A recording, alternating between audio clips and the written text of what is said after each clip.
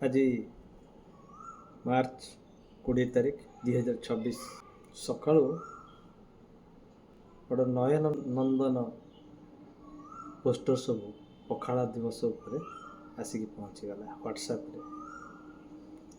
Facebook, WhatsApp ସବୁ social ମିଡ଼ିଆରେ। ଏତେ ମେସେଜ ପାଇଲା ପରେ ତାକୁ ଆଉ ଏସ୍କେପ୍ କରିକି ନିଜ ଘରେ ତାର ପଖାଳ ଦିବସଟା ପାଳନ ନ ହେଇପାରିବ ସେମିତି ତ ହୁଏନି।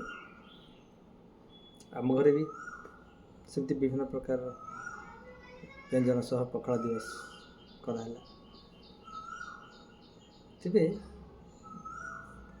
ପାର୍ଶ୍ୱ ବ୍ୟଞ୍ଜନ ହିସାବରେ ବହୁତ ସୁନ୍ଦର ସୁନ୍ଦର ବ୍ୟବସ୍ଥା ହେବା ହେଇଥିଲା, କିନ୍ତୁ ଏତେ ସବୁ ପଖାଳ ଦିବସ ସତ୍ତ୍ୱେ ମନଟା ଗୋଟେ କେମିତି ଅତୃପ୍ତ ହେଇକି ରହିଗଲା।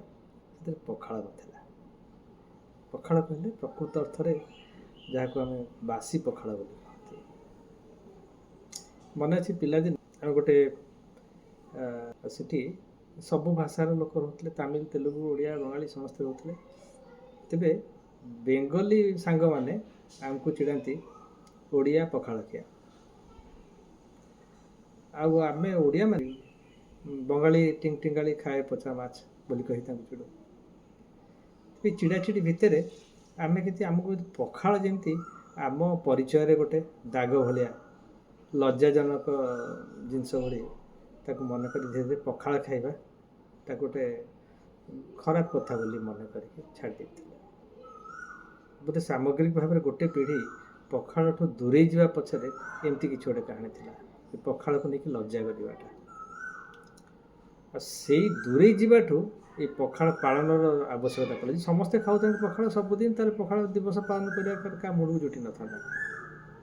ଏ ଦୂରେଇ ଯିବା ଯୋଗୁଁ ତେବେ ଗୁଗୁଲ୍ କରିକି ଦେଖିଲେ ଲେଖା 2015 ମସିହାରେ ଏ ଆନ୍ତର୍ଜାତିକ ପଖାଳ ଦିବସଟା ପାଳନ ହେଇଥିଲା। ତେବେ ଜଣେ କିଏ ଏଥିପାଇଁ ଦାୟୀ ନୁହଁ, କିନ୍ତୁ ମୋର ଯାହା ଠିକ୍ ମନେ ପଡ଼େ 2005 ବେଳକୁ ସେତେବେଳେ ତ ୟୁଟ୍ୟୁବ୍ ଆଉ ଆମର ହ୍ୱାଟ୍ସଆପ୍ ଏସବୁ ନଥିଲା। ତେବେ ନେଟ୍ରେ ଏ ଯେଉଁ ଇମେଲ୍ରେ ଆଟାଚମେଣ୍ଟ ସବୁ ବିଭିନ୍ନ ଏମିତି ଭିଡ଼ିଓ ସବୁ ପଠାଯାଏ। ତା ଦେହରେ ମାର୍ଚ୍ଚ 20କୁ ପଖାଳ ଦିବସ ପାଳନ କରିବା ପାଇଁ କେହି ଜଣେ ତାକୁ ପ୍ରଥମ ଉଦ୍ୟମ କରିଥିଲେ, ଆଉ ସେଇଟା ଖୁବ୍ କମ୍ ସଂଖ୍ୟକ ଲୋକଙ୍କ ଭିତରେ ପ୍ରଚାର ପ୍ରସାର ହେଇକି ସେଇଟା ପାଳନ କରାହେଇଥିଲା। ଆମେ କରିଥିଲୁ 2005-06 ଏମିତି କିଛି ହେବ। ଯାହା ବି ହଉ, ସେ ଭଦ୍ର ବ୍ୟକ୍ତିଙ୍କୁ ଧନ୍ୟବାଦ ଯେ ଆଜି ଏଟା ଗୋଟେ ଏତେ ବଡ଼ ରୂପ ନେଇଛି ଯେ ଆଜି ବିଭିନ୍ନ ଖବରକାଗଜରେ, ଓଡ଼ିଆ ଖବରକାଗଜରେ ପ୍ରଥମ ପୃଷ୍ଠାରେ ପୁରା ହାଫ୍ ପେଜ୍ର ସରକାର ବି ୟାକୁ ପାଳନ କରୁଛନ୍ତି ବୋଲିକି ଆଡ଼ଭର୍ଟାଇଜ୍। ଆଉ ୟାର ପ୍ରଭାବ ବି ବେଶ ଭଲ ପଡ଼ିଛି। ଲୋକମାନେ ସେଇ ଯେଉଁ ପଖାଳଟାକୁ ଲାଜ ବୋଲିକି ନ ଭାବିକି ତାକୁ ବେଶ ଆଗ୍ରହର ସହିତ ଉତ୍ସବ ମନେକି ତାକୁ ଖାଉଛନ୍ତି। ଗୋଟେ କଥା, ଯଦି ହଜାର ହଜାର ବର୍ଷ ଧରିକି ଗୋଟେ ଜାତିର କୋଟି କୋଟି ଲୋକ ବା ଲକ୍ଷ ଲକ୍ଷ ଲୋକ ପଖାଳ ଖାଇକି ବଞ୍ଚି ରହିଥିଲେ, ତାହେଲେ ସେ ତାର କିଛି ଖରାପ ପ୍ରଭାବ ନଥିଲା, କିଛି ଗୋଟେ ଅଖାଦ୍ୟ ନୁହେଁ ସେ। ପ୍ରଥମ ଦୁଇରେ କୁହାଯାଏ ସମସ୍ତଙ୍କ ଧାରଣା ପଖାଳ ଖାଇଲେ ଦୁଇଟା ଜିନିଷ, ପଖାଳ ଖାଇଲେ ବେଶ ନିଦ ଆସେ, ଆଉ ଗୋଟେ ହେଉଛି ପଖାଳ ଖାଇଲେ ପେଟ ଥଣ୍ଡା ରହେ।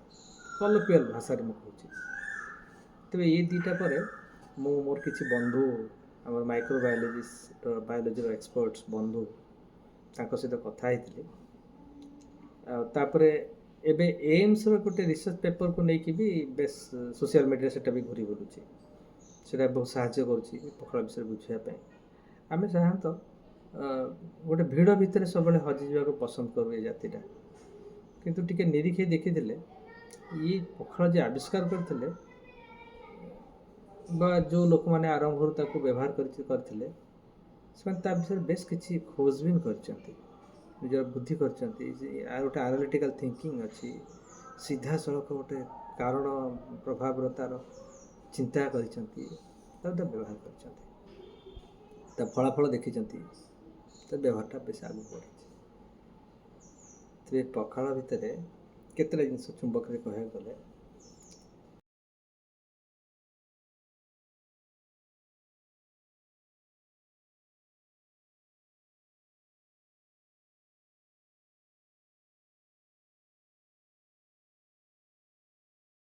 বা ଲାକ୍ଟିକ୍ ଏସିଡ୍ ବ୍ୟାକ୍ଟେରିଆସ୍, ଲାକ୍ଟୋବାସିଲସ୍ ଆଉ ଅନ୍ୟାନ୍ୟ ପୁରା 7ଟା ଷ୍ଟ୍ରେନ୍ର ନାଁ କହିଲେ ଆମ ବନ୍ଧୁମାନେ, ଯେଉଁ ବ୍ୟାକ୍ଟେରିଆ ପଖାଳରେ ପୁରା ମିଳେ।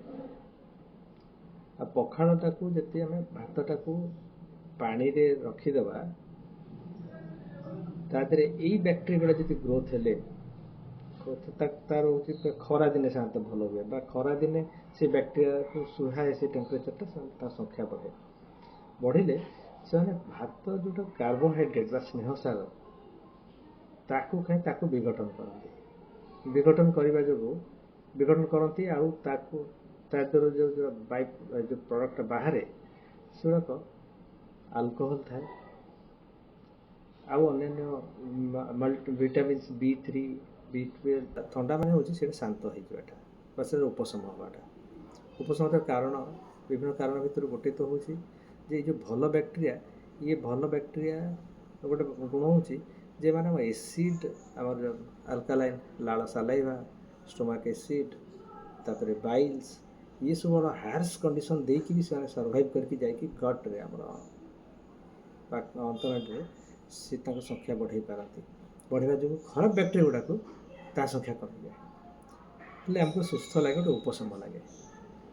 ତ ସେଇଟାକୁ ଆମକୁ ପେଟ ଥଣ୍ଡା ହେଲା। ଗୋଟେ ଇଚ୍ଛା ଥିଲା ଯେ ସେ ବ୍ୟାକ୍ଟେରିଆ ଯଦି ଆମେ କଲୋନାଇଜ୍, ତାକୁ ଯଦି ଆଇସୋଲେଟ୍ କରିକି ତାକୁ ମାର୍କେଟିଂ କରିପାରନ୍ତେ, ଗୋଟେ ପୁଡ଼ିଆରେ ଯଦି ମିଳନ୍ତା, ଆମେ ସିଧାସଳଖ ଘରେ ଆଣନ୍ତେ, ଅଧା ଚାମଚ ଇଷ୍ଟ ଭଳିଆ ତାକୁ ପକାଇ ଦିଅନ୍ତେ ଭାତରେ, ସକାଳୁ ଗୋଟେ ବଢ଼ିଆ ପଖାଳ ହେଇଯାନ୍ତା ଫର୍ମେଣ୍ଟେସନ୍ ହେଇକି। ସେଟା ହେଇପାରିନି, ହୁଏତ କିଏ କରିବେ ତାକୁ। ତେବେ ଇଏ ହେଉଛି ଆମର ଓଡ଼ିଶାର କଥା। ଏହା ମାନେ ନୁହେଁ ଯେ ପୃଥିବୀରେ ଅନ୍ୟ କେଉଁଠି ସବୁ ଭାତକୁ ପଖାଳରେ ଫର୍ମେଣ୍ଟେସନ୍ କରିକି ଖାଆନ୍ତି। ଫର୍ମେଣ୍ଟେସନ୍ କରି ଖାଇବା ଆଉ ତା'ର ଉପକାରିତା ବିଷୟରେ ଲୋକ ବହୁତ ଜାଣିଛନ୍ତି।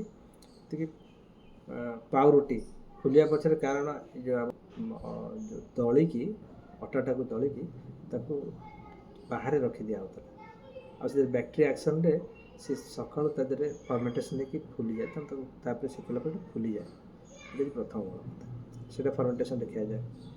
ପିକ୍ଲିଂ, ବିଭିନ୍ନ ପନିପରିବା ସେ ଖଟା ହେଇଯାଏ, ଏଇଟା ପିକ୍ଲିଂ ଫର୍ମେଣ୍ଟେସନ୍ ଯୋଗୁଁ ହୁଏ। କିନ୍ତୁ କେୟାରଫୁଲ୍ ରହିବେ ଯେମିତି ସେଇଟା ପାଣିରେ ବୁଡ଼ିକି ରହିବ। ପାଣି ଉପରକୁ ପବନ ସଂସ୍ପର୍ଶରେ ଆସିଲେ ସେଥିରେ ପ୍ରାୟ ଫଙ୍ଗସ୍ ହେଇଯିବ, ଫିମ୍ପି ମାରିଯିବ, ଆଉ ସେଇଟା ଖାଇବା ଯୋଗ୍ୟ ହେବନି। ପାଣିରେ ବୁଡ଼ିକି ରହିଲେ ଖଟା।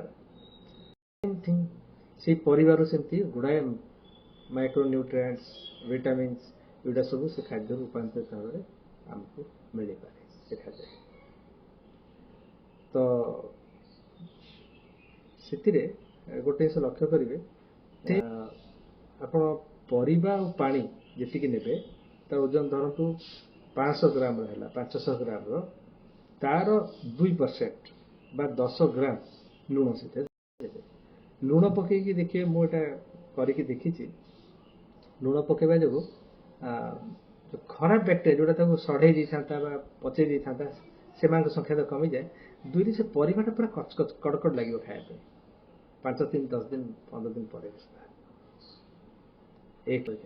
ଏତେ ବଢ଼ିଯାଏ ଯେ 4-5 ଦିନ ପରେ ଆପଣ ଚାଖିଲେ ତାକୁ ଅଟକି ପାରିବେନି, ଆପଣଙ୍କୁ ଆଉ ଟିକେ ଖାଇବାକୁ ଇଚ୍ଛା ହେବ। ଯଦି ମିକ୍ସଚର ଫିକ୍ସଚର ଖାଇଲେ ଯେମିତି କଣ୍ଟିନ୍ୟୁସ୍ ଖାଇବାକୁ ଇଚ୍ଛା ହୁଏ, ଏଇଟା ସେ ବଡ଼ ସ୍ୱାସ୍ଥ୍ୟକର। ତେଲ ଗୋଟେ ଟୋପା ପଡ଼ିନି,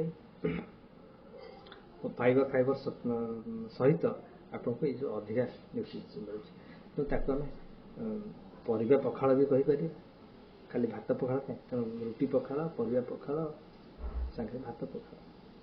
ଏ ପଖାଳ ଦିବସ, ଆଉ ସେଇ ବନ୍ଧୁଙ୍କୁ ବେବି ଖୋଜୁଛି ତାକୁ ଧନ୍ୟବାଦ ଦେବା ପାଇଁ, ଯିଏ ପ୍ରଥମ ପ୍ରସ୍ତାବନାଟା ଦେଇଥିଲେ।